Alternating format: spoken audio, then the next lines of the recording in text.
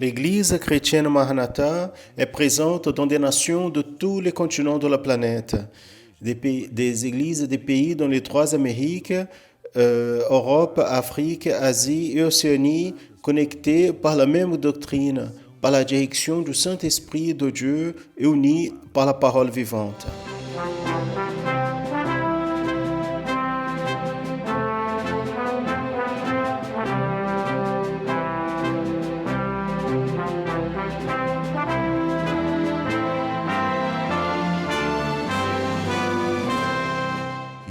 Des frères et sœurs de toutes les parties du monde participent d'un même culte, ensemble, dans un même corps et dans un même esprit.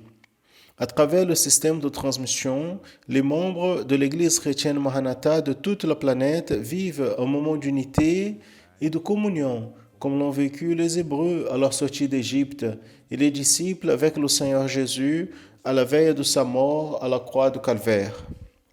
Des personnes de toutes les parties du monde sont touchées par l'Évangile éternel et par le message du retour imminent du Seigneur Jésus.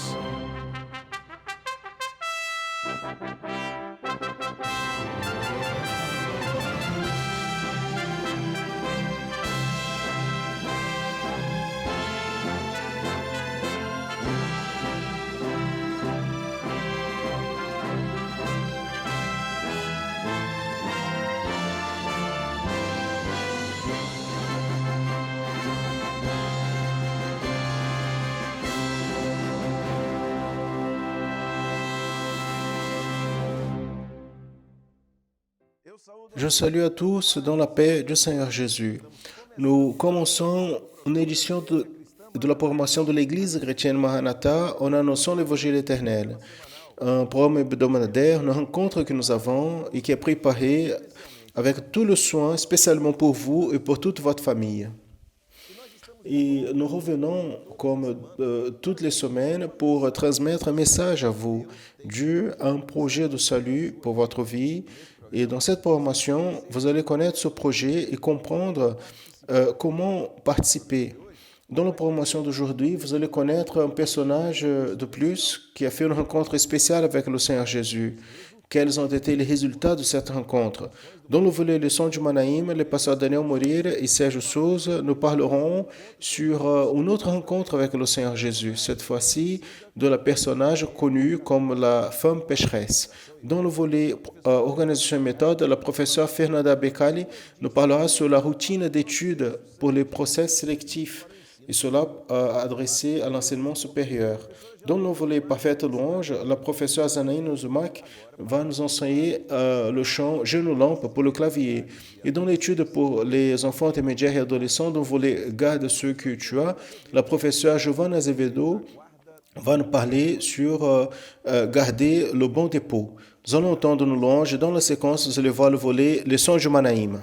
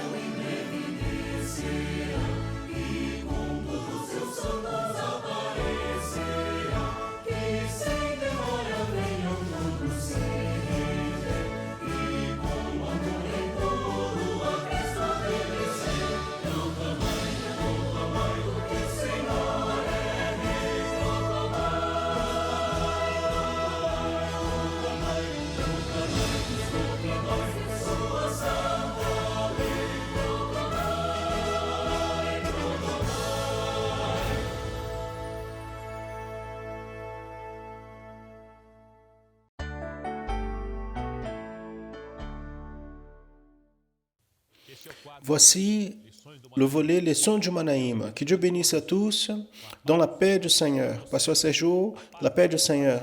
Pasteur Daniel, la paix du Seigneur à tous. Il est très important pour nous, votre participation et audience. Nous recevons divers messages avec des témoignages et commentaires sur la formation en annonçant l'Évangile éternel. Et vous aussi, vous pouvez participer. Comme vous voyez à l'écran, il y a un QR code. Il suffit d'approcher l'appareil photo de votre smartphone de ce code et vous allez être dirigé vers le numéro WhatsApp à travers lequel vous pouvez nous envoyer un message. Participez. Envoyez votre message, votre témoignage, votre commentaire. Tous les messages sont lus et ont une grande importance pour nous. Un de ces messages est venu de Bahia, de la sœur Jocelyne Aguiar, qui dit « Comme il est bien et merveilleux d'assister à la formation. Moi et ma famille, nous ne perdons aucun. » Il dit « Jésus est le véritable chemin du salut. » Gloire à Jésus. Jean-Henrique Maciel Suzano, de 10 ans, de Magarça, Rio de Janeiro. Les enfants et adolescents participent de la formation. Des salutations fraternelles à eux tous. Il nous a écrit « J'accompagne le programme et je trouve merveilleux les études. C'est un privilège d'apprendre la parole de Dieu. Amen. » Dans la programmation de la semaine dernière, nous avons demandé qu'on nous envoie des commentaires sur la rencontre du Seigneur Jésus avec la pécheresse et le pharisien, qui est enregistré dans l'évangile de Luc, chapitre 7, du verset 36 à 50. Nous avons reçu beaucoup de messages. Et le contenu des divers messages est inséré. Nous avons cité le long de la formation d'aujourd'hui quelques messages. Nous remercions encore une fois la participation de tous qui nous ont envoyé leurs commentaires. Dans la dernière semaine, le premier programme sur les rencontres avec le Seigneur Jésus, nous avons parlé à propos de Zachée. Aujourd'hui, nous allons apporter l'histoire et les aspects prophétiques de la rencontre du Seigneur Jésus avec une pécheresse et le pharisien, le religieux, selon il est enregistré en Luc 7, 36 à 50. Et à l'intérieur de ce, Daniel, que nous avons compris comme direction de Dieu pour ce moment, la formation, depuis la semaine dernière, il est très lié au ministère du Seigneur Jésus. Au Nouveau Testament, observez bien, dans les 4 évangiles, Matthieu, Marc, Luc, Jean, il y a la description de belles histoires de rencontres avec le Seigneur Jésus. Mais nous ne pouvons pas nous oublier que beaucoup plus beau que les histoires, c'est-à-dire que les faits historiques, sont les aspects prophétiques contenus dans les rencontres avec le Seigneur Jésus. L'évangile du Seigneur Jésus, cela est très important d'être rappelé, c'est un mystère qui seulement on peut obtenir par le Saint-Esprit. Quand ce mystère il est reçu par l'homme, il doit être vécu, conservé, parce que ce que Dieu veut, c'est que l'Église fidèle se nourrisse davantage dans sa dernière heure de ce mystère qui est occulté au monde. Une fois que le monde il est focalisé dans les faits historiques de la Bible. Donc, Sergio, il y a quelque chose de plus pour l'Église à disposition du chrétien, plus des faits historiques enregistrés dans la Bible. Et une fois que l'historique, plus beau qu'il soit, l'historique n'est pas capable de transporter, d'amener l'homme à l'éternité. Jésus, voyez bien, Jésus, c'est le mystère qui est occulté depuis l'éternité, mais qui est révélé à ceux qui recherchent une bénédiction pour son cœur. Jésus est ce mystère, comme il est enregistré dans la parole, dans la lettre aux Colossiens, chapitre 1er, verset 26. Le mystère qui était occulté depuis tous les siècles et en toutes les générations et qui maintenant a été manifesté à ses saints. Pour cela, dans toutes les rencontres avec le Seigneur Jésus, il est nécessaire, il est fondamental d'avoir l'objectif prophétique de Dieu pour la vie de l'homme à travers de sa parole. Amen. Là, nous avons parlé d'une rencontre du Seigneur Jésus avec un homme appelé Zachée, qui est enregistré dans la Bible en Luc 19, de 1 à 10. Et l'endroit où cette rencontre s'est donnée, nous avons cité la semaine dernière, nous faisons déjà un voyage vers cet endroit. La ville, c'est Jéricho, une ville que, dans la division géographique des temps de Jésus, était dans la province de la Judée, ici au nord-est de Jérusalem. Nous voyons aussi ces jours des images de Jéricho dans les jours actuels, des constructions très anciennes, d'une importance historique très importante. Des ruines aussi qui racontent une histoire très importante. Et a été dans un point de cette ville qui s'est passée cette rencontre de Zachée avec le Seigneur Jésus. En vérité, Zachée, il attendait Jésus qui passait afin de le voir, mais c'est Jésus qui l'a vu, l'a appelé à descendre.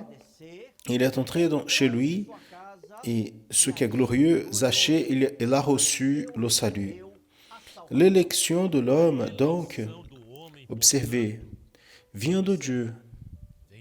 Ce qui a été manifesté dans la vie de Zachée, quand Jésus, il a montré déjà, il savait déjà que Zachée était là, il l'appelait par son nom. Et ensuite, suite à l'élection, il a eu l'appel. Quand Jésus a dit à Zachée, descends vite. Mais à partir du moment où l'homme il accepte l'appel du Fils Jésus, il entre dans le processus de sanctification et transformation à travers le Saint-Esprit. Ce qui s'est passé dans la vie de Zachée quand il a confessé ses péchés. Amen. Dans l'évangile de Luc, chapitre 7, des versets 36 à 50, il y a le rapport de la rencontre du Seigneur Jésus avec la femme pécheresse et le pharisien. Et la Bible enregistre que le pharisien, le religieux, a invité Jésus à venir chez lui, manger avec lui.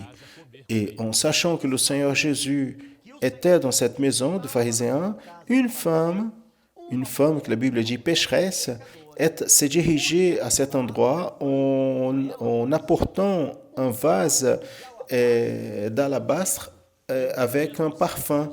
Un parfum utilisé à l'époque, c'était une espèce de cosmétique parfumé, normalement offert par le propriétaire de la maison à son invité. Afin d'être conservé, le parfum était conditionné dans des vases. Cette fois-ci, dans ce cas, un vase d'alabastre qui rendait l'oint plus spécial et précieux. Comme nous voyons ici, avec une image illustrative du vase d'alabastre. Donc la pécheresse, en pleurant, est venue par derrière Jésus, a commencé à oindre ses pieds avec ses larmes et à essuyer ses pieds avec ses cheveux. Il les baisait, il passait du parfum, comme est écrit dans son message, un commentaire que nous avons reçu. Une sœur de Canavieiras, de Bahia, François Fraga, qui nous dit « La femme pécheresse n'a pas regardé qui était autour d'elle et ni vers les accusations. Et observez, même sans être invitée, cette femme s'est lancé aux pieds de Jésus en croyant que là était celui qui pardonne les péchés. Quel commentaire merveilleux. En voyant ceci, le pharisien, il a pensé, la Bible a dit qu'il a pensé avec lui-même, si ce Jésus était prophète, il allait savoir qui et quel est le type de femme qu'elle a touché, car c'est une pécheresse. Il n'a rien dit, il a juste pensé. Mais le Seigneur connaît les pensées. Connaisseur de la pensée du pharisien, le Seigneur Jésus, il a raconté une parabole sur le pardon en faisant référence spécialement à propos du pardon de Dieu en faveur du pécheur. Et ensuite, Jésus, il a dit que quand il est entré chez le pharisien, celui-ci ne lui a pas donné l'eau pour les pieds. L'eau allait servir pour laver les pieds, que était assali pendant la marche dans le désert et la poussière. Et ce n'était pas seulement ça. Le Seigneur Jésus a continué avec son commentaire que le pharisien n'avait pas fait la bise. Donc la salutation à l'époque, c'était ça. Et aussi qu'il n'avait pas oindre sa tête avec l'huile. Ça, c'était l'habitude pour donc anéantir les effets des vents, de la poussière qui s'attachait aux cheveux. Toutes les pratiques des bonnes venues, le pharisien ne l'a pas fait. Jésus, donc, il pardonne les plusieurs péchés de cette femme qui a démontré tout son amour et foi dans le Seigneur Jésus comme le Sauveur.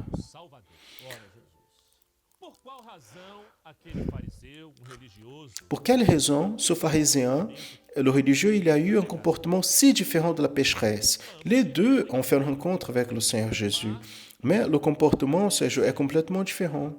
Ce religieux avait, en plus de la vérité, ses concepts propres de la loi.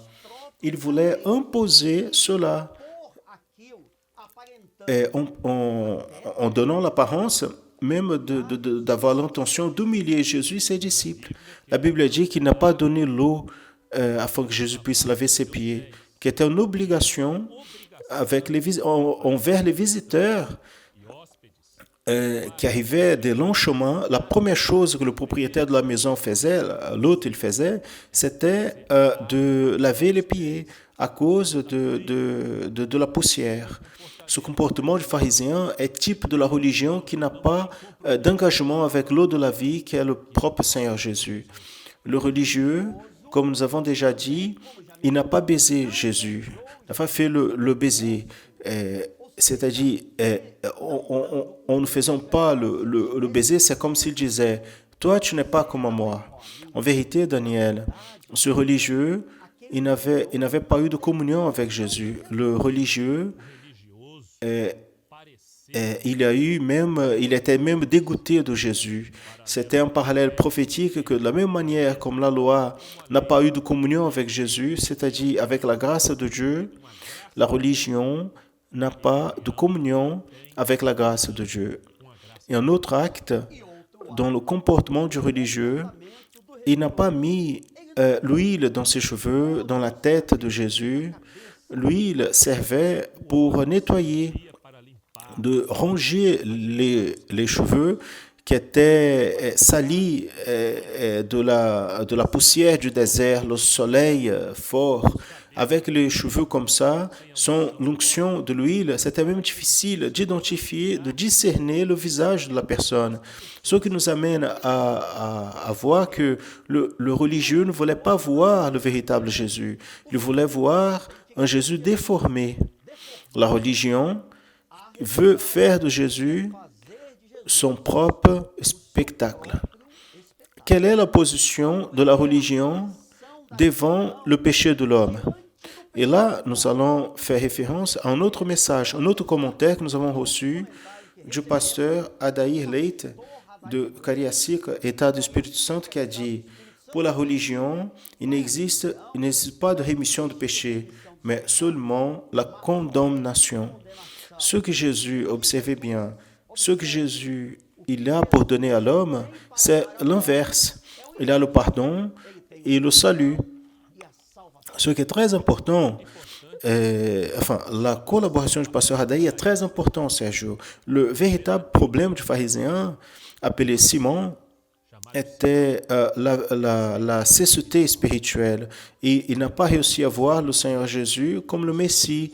Ainsi, a été facile de déclarer, elle est pécheresse. Mais c'était impossible, Sergio, de dire, je suis pécheur. Sous cet aspect, le message est très adapté. Le message venu de Vicente Ribeiro de Juatuba, Minas Gerais. Il nous a écrit, la femme pécheresse a reconnu que Jésus était le Fils de Dieu. Le pharisien n'a pas reconnu, il n'a pas compris le projet de Dieu et beaucoup moins l'opportunité de salut pour sa vie. Quel commentaire merveilleux. La pécheresse, la femme, au contraire, ce qu'elle a fait, elle est venue par derrière Jésus, dans son anonymat, elle était humble, humiliée, en reconnaissant ses péchés et de la dette qu'elle avait avec le Seigneur Jésus. Un autre commentaire maintenant envoyé par Sulana de Campinas, São Paulo, elle a fait une observation très importante et elle a dit, cette femme sachait que la guérison de son âme était sous le fait de se jeter aux pieds de Jésus. L'Église, de la même manière, elle doit être aux pieds de Jésus, car seulement comme ça, dans la condition de dépendance et humilité, elle sera en train de plaire le Seigneur. Excellente participation. La femme pécheresse, elle a oint le pied de Jésus avec le parfum qui représentait la valeur de sa vie de péché. Et en ce moment, elle a confessé et renoncé en espérant le pardon du Seigneur Jésus. Et après avoir donc arrosé les pieds de Jésus avec ses larmes, la pécheresse l'a essuyé avec ses cheveux. Une prophétie que l'homme, afin d'avoir le salut, elle a besoin d'avoir ses pensées représentées par les cheveux ici, complètement tournées vers le Seigneur Jésus. C'était des gestes et des attitudes prophétiques, et plus sur les cheveux. Un parallèle prophétique que la pensée de l'homme qui veut le salut doit être dans le chemin, ce qui est représenté par les pieds de Jésus, en Jésus. Et nous pouvons poser quelques questions. De quelle manière la femme pécheresse, elle a été sauvée? Elle s'est repentie. Elle a cru. Elle s'est repentie de ses péchés et a cru dans le Seigneur Jésus. Elle s'est lancée aux pieds de Jésus. Et encore, quelle est la preuve qu'elle a été pardonnée et sauvée? C'était l'expression finale du Seigneur Jésus, qui est dans le texte, « Ta foi t'a sauvé, va en paix ». Donc, elle a reçu la véritable paix que seulement Jésus peut donner à l'homme. La paix, c'est le sentiment qui envahit le cœur de l'homme, l'expérience de salut. Il n'y a pas de prodige comparable au miracle du salut. Car le salut, il répond aux plus grands besoins de la vie de l'homme, en résultant dans tout ce qu'il y a de plus, les choses qui durent le plus, c'est-à-dire l'éternité avec Dieu. Le témoignage de cette femme nous encourage à croire que le Seigneur Jésus, il peut transformer n'importe quel pécheur en un fils de Dieu. Il suffit d'avoir la repentance, la foi et la remise du cœur à Jésus. Maranatha, le Seigneur Jésus vient. Amen. Ce volet, les sons du Manaïm, il y a son contenu produit à partir de l'école biblique dominicale et des séminaires de l'Église chrétienne Maranatha. L'école biblique dominicale se passe tous les dimanches à 10 heures par notre canal YouTube. Continuez à accompagner la programmation en annonçant l'Évangile éternel avec les volets qui viendront dans la séquence. Au prochain programme, nous allons parler sur la rencontre du Seigneur Jésus avec une veuve, Sergio, dans la ville de Naïm. Quelle histoire glorieuse et prophétie encore. Beaucoup de prophéties. Enregistré en Luc 7, de 11 à 17. Et on aimerait de recevoir votre contribution, votre collaboration, votre participation sur le sujet. Il suffit d'approcher l'appareil photo du QR code montré maintenant à l'écran et cette question vous sera envoyée par WhatsApp afin que vous puissiez étudier et envoyer votre commentaire à propos de cette rencontre. Participez en envoyant votre commentaire, votre témoignage, votre expérience. Daniel, et cette expérience est très bonne. Regardez aujourd'hui la manière comme les commentaires ont contribué, parce que le Saint-Esprit le perd dans le corps. Et les commentaires qu'il nous a envoyés ont fait partie du contenu de la programmation aujourd'hui. Vous pouvez donc approcher l'appareil photo de votre smartphone vers le code. Vous allez recevoir par WhatsApp la question. Vous allez étudier et envoyer le message. Nous allons participer maintenant d'une louange, d'un hymne. Et je vous invite, vous, votre famille, à participer avec nous. Toujours, il y a une visitation du Saint-Esprit de Dieu à nos cœurs, à travers la louange. À tous, la paix du Seigneur Jésus. La paix du Seigneur.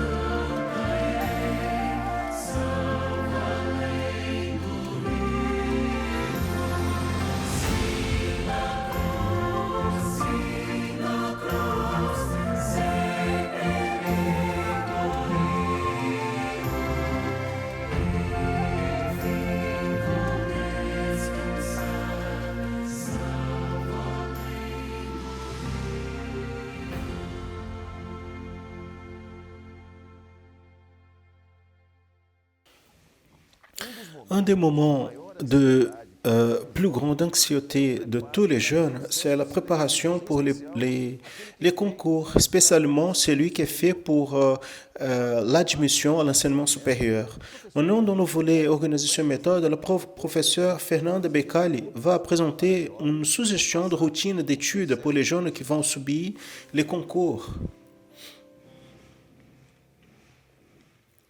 Nous saluons à tous qui nous assistent dans la paix du Seigneur Jésus. Aujourd'hui, nous allons continuer avec la thématique routine collaborative. Dans le dernier volet, nous sommes parlé sur l'organisation d'une routine d'études pour les concours d'admission pour entrer dans l'enseignement secondaire. Les jeunes qui se préparent pour être admis dans l'enseignement supérieur, comment nous, pères, mères, responsables, nous pouvons les aider à organiser une routine d'études? Voici l'objectif d'aujourd'hui. La définition de la carrière professionnelle et académique que nous allons suivre, elle est faite au début de notre jeunesse, entre 16 et 19 ans. Et beaucoup, les jeunes arrivent à ce moment de la vie sans avoir de manière claire le métier qu'ils veulent exercer. Pour cela, parlez à votre enfant à propos des différents métiers et ensemble, essayez de comprendre quelles sont les affinités, recherchez ce que le professionnel fait dans son métier, comment se passe le marché du travail pour ce métier, quel est le cursus, la formation, quelle est la période, la durée, s'il y a des universités proches ou s'il est nécessaire de déménager de ville.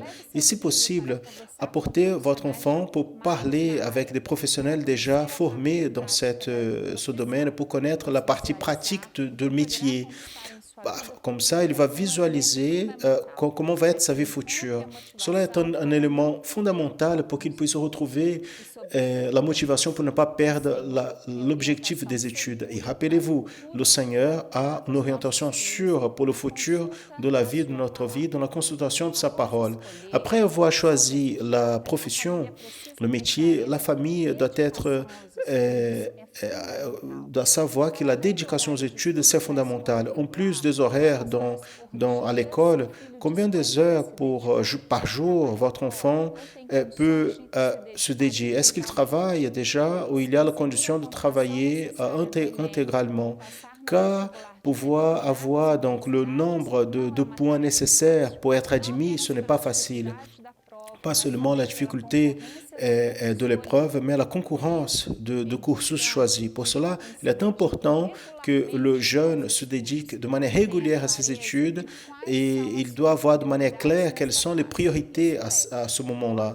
Combien il est disposé à étudier pour avoir le souhaité. Profitez-en et parlez à votre enfant quels sont les points faibles aux études, quels sont les moyens possibles de fortifier. Mais si vous n'avez pas les connaissances nécessaires dans certaines disciplines, ce qui est commun à nous, mères, pères, responsables, donc motivez-le à profiter le temps d'études à l'école pour enlever les doutes avec les professeurs qui sont les professionnels habilités dans chaque ère pour enseigner chaque domaine. Et donc, il faut comprendre le rythme de l'épreuve, le format des questions. Donc, ce qui est plus approprié, c'est étudier avec les annales des études précédentes. Donc, il est important de voir quand il va essayer de faire les épreuves, ce qu'il a fait des erreurs, c'était parce qu'il a s'est dépêché ou parce qu'il ne savait pas le contenu. Savoir où et pourquoi il a fait des erreurs, c'est essentiel pour l'apprentissage. Et il faut garder la concentration. Donc, pour cela, il faut changer de discipline au moyen chaque heure d'étude en faisant un intervalle. Il est important de comprendre que les questions les questions de ces examens sont interdisciplinaires et contextualisées. Donc, il ne suffit pas d'apprendre par cœur des formules. Il est nécessaire de comprendre et de savoir répondre les questions en répondant avec les connaissances de différents domaines. Donc, la composition, la rédaction, c'est quelque chose de très important aussi. Donc, lisez sur les divers événements au Brésil et au monde, produisez des textes et corrigez-les avec les professeurs du français, hein, et afin que le texte soit clair. À ce moment, le jeune homme doit aussi associer son étude avec d'autres activités qui lui donnent la joie, comme participer de cultes en ligne, en présentiel, avoir un temps pour prier, parler avec le Seigneur sur ses projets, le projet du Seigneur pour sa vie, avoir un temps en famille pour parler sur d'autres sujets, faire une activité physique, entre autres activités. Comme nous sommes en train de dire depuis l'année dernière, si nous nous organisons une routine collaborative avec nos enfants depuis qu'ils sont petits, depuis l'enfance, ce moment sera très simple par rapport aux jeunes qui n'ont pas l'habitude d'étudier à la maison. Dans le livre de Deutéronome, chapitre 28, verset 13, la parole du Seigneur nous dit: « Et le Seigneur te porra pour tête et non pour queue. » De cette manière, nous comprenons que dans l'obéissance et la dédication dans l'œuvre du Seigneur, en mettant devant le Seigneur nos projets, en étudiant beaucoup, le Seigneur mettra nos enfants pour tête et non par queue dans la profession qu'ils souhaitent. Et si tu veux savoir plus sur l'organisation d'études pour les processus sélectifs de l'enseignement supérieur, assistez à l'épisode complémentaire qui sera disponible dans le canal de l'Église chrétienne Maranatha, dans YouTube, dans la playlist Organisation et méthode. Afin de perfectionner ce travail, nous comptons avec votre retour à propos des contributions de ces volets pour votre famille. Envoyez-nous un message pour le mail contacto@radiomanaim.com.br. Que le Seigneur nous bénisse grandement dans l'éducation de nos enfants, la paix du Seigneur Jésus. Le clavier, c'est un instrument harmonieux, mais qui demande entraînement et dédication pour être joué avec perfection. Vous allez apprendre avec le professeur Janaïne à jouer la louange J'ai une lampe. Maintenant, pour le clavier, dans le volet Parfaite louange. Ainsi, prenez votre instrument et nous allons apprendre.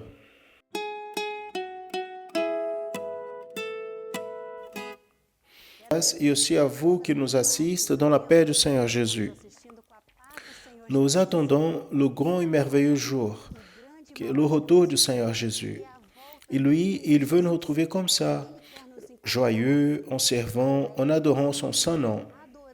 Nous continuons à recevoir beaucoup de vidéos, mais nous ne pouvons pas laisser de prendre soin de nous. Donc je veux vous rappeler, si vous allez enregistrer dans des groupes ou l'église, nous avons besoin de respecter le protocole, garder la distance, et ceux qui ne jouent pas l'instrument de souffle doivent porter le masque. Amen. Ainsi, nous allons pouvoir partager la vidéo. Nous allons assister les participations d'aujourd'hui. Les sœurs Lavigne et Lívia de Viana, Espírito Santo.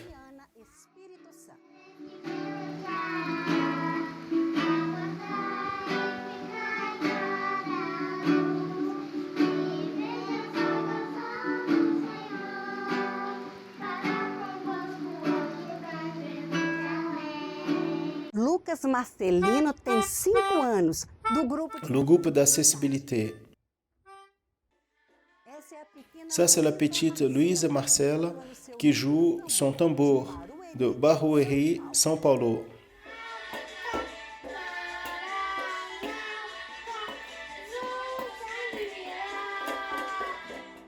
L'intermédiaire Lívia de Ibirapuã, Bahia.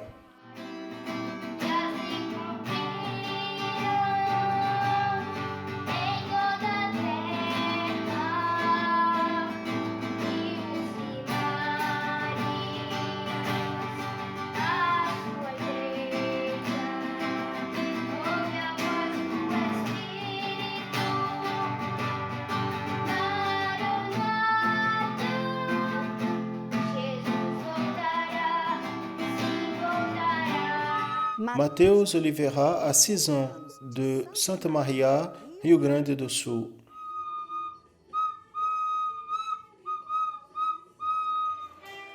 Ça, c'est la petite bande Gabriela, Cecília, Julia et David, de l'église Jardim Itália, Chapecó, Santa Catarina.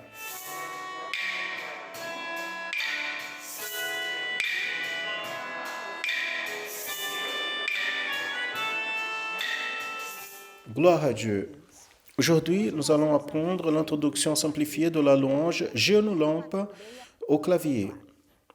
Nous avons déjà appris sur une version d'accords les chiffres et pour apprendre cette louange, nous devons apprendre de nouveaux accords.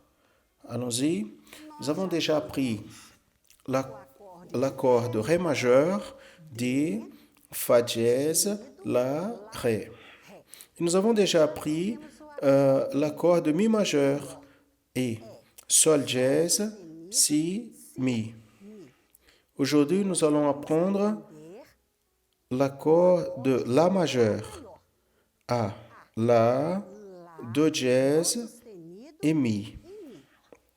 Et aussi l'accord de Mi majeur avec septième et 7, Sol dièse, Si, Ré.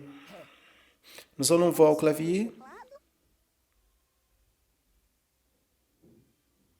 Lá, Dó sustenido, Mi. La majeur. Fa dièse, La, Ré. D. Ré majeur. Sol dièse, Si, Mi et Mi majeur. Et Sol dièse, Si, Ré. Et E7, Mi majeur, septième. Très bien. Nous allons connaître la partition. Nous avons déjà appris les notes et les tons, la mélodie, la clé de sol, main droite. Ça va être comme la flûte douce et la mélodica. Nous allons apprendre l'accord, la chiffre dans son ton et note. La première division n'a pas d'accord. Le deuxième compas, La majeur, ensemble avec la note La. Donc, ça va se faire. Donc, ça va faire ensemble. Et là, nous avons Mi majeur. C'est pour la note Sol dièse. Ré majeur, ensemble avec le Fa dièse, dans le premier temps. Et ensemble avec la note Mi, La majeur. Et après, dans la deuxième phrase musicale, Mi avec E, Mi majeur, Ré avec E septième, Mi majeur septième, Do, ensemble avec le La majeur.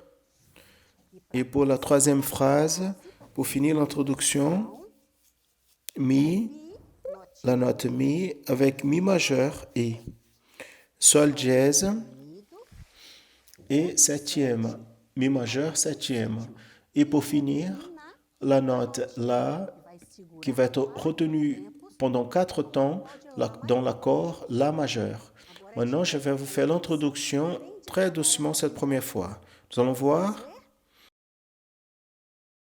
2.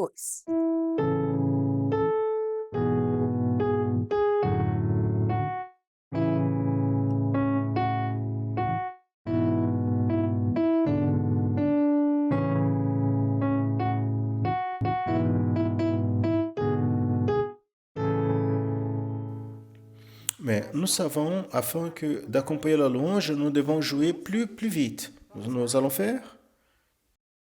2.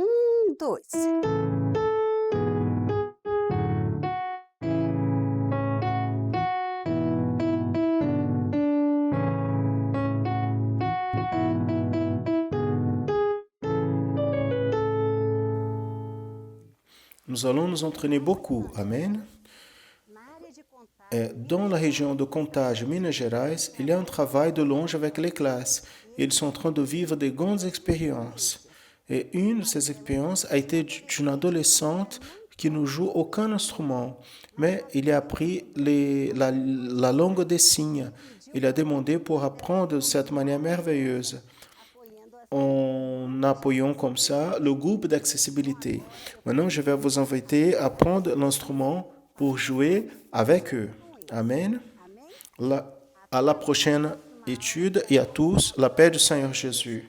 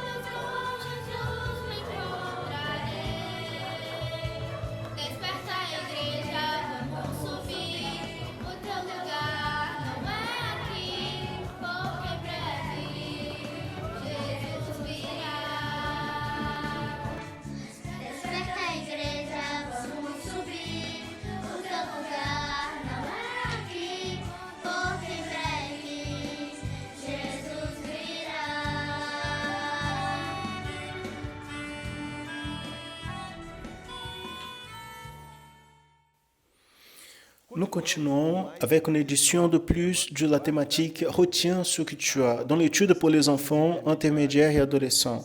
Cette fois-ci, le professeur Giovanni Azevedo va aborder le sujet Garde le bon dépôt.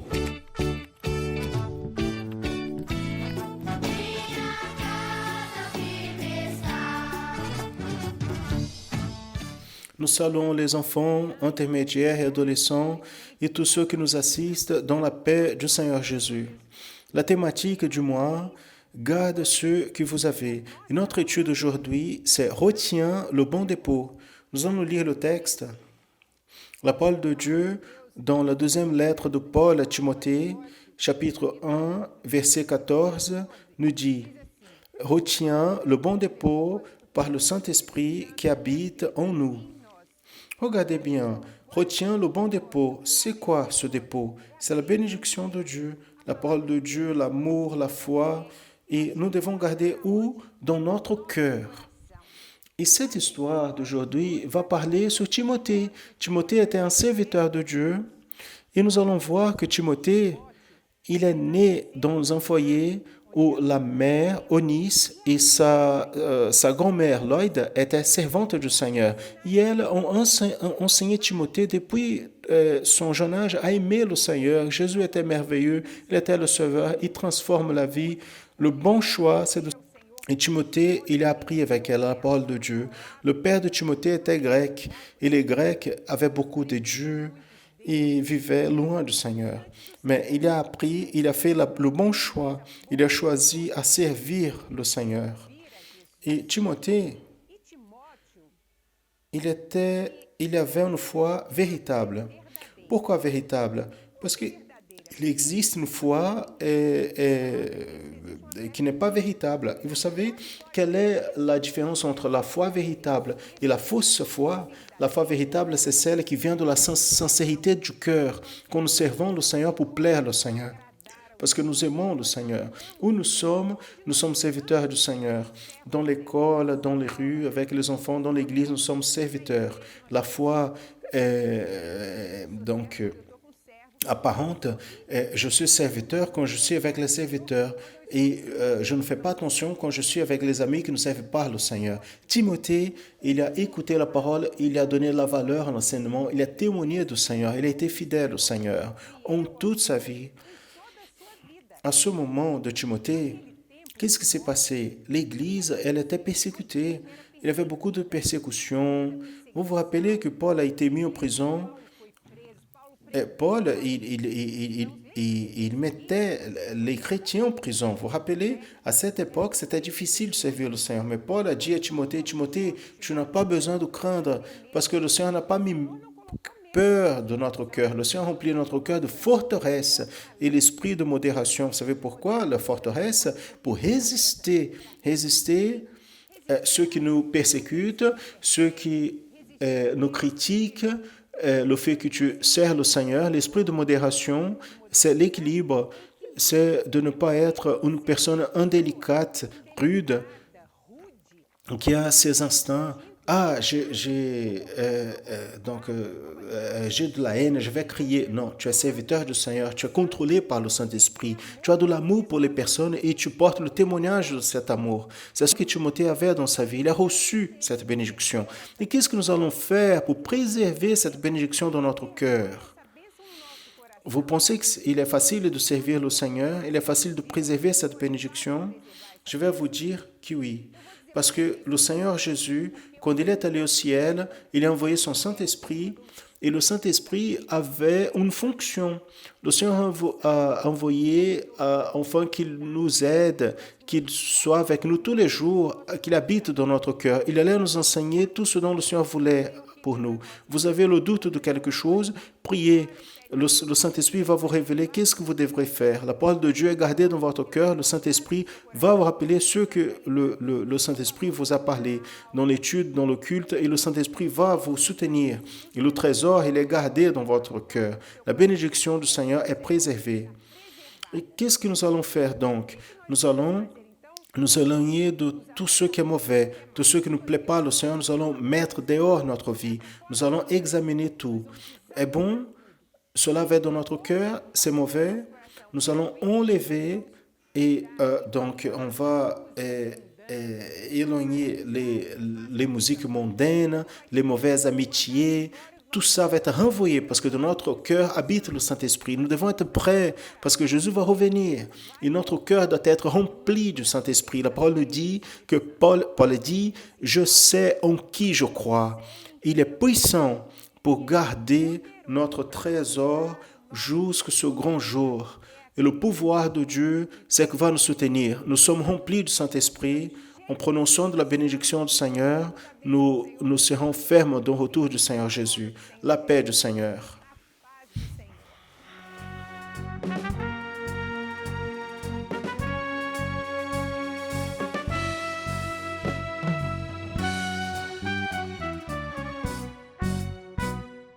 Quero ser fiel a ti, Jesus, fazer sempre a tua vontade, guardar a tua palavra, que é luz e vida para o meu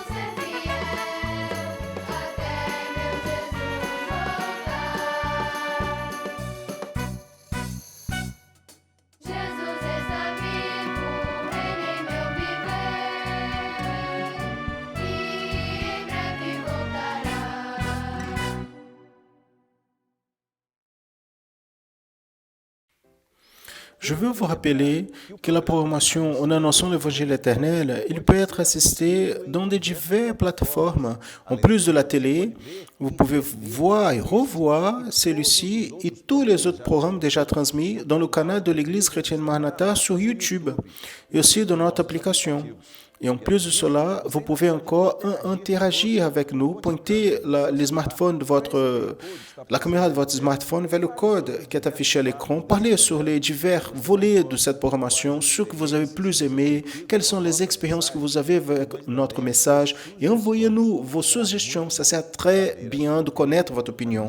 En plus de cela, vous pouvez déjà liker et partager cette programmation avec les membres de votre famille et connaissances. Je veux vous parler maintenant.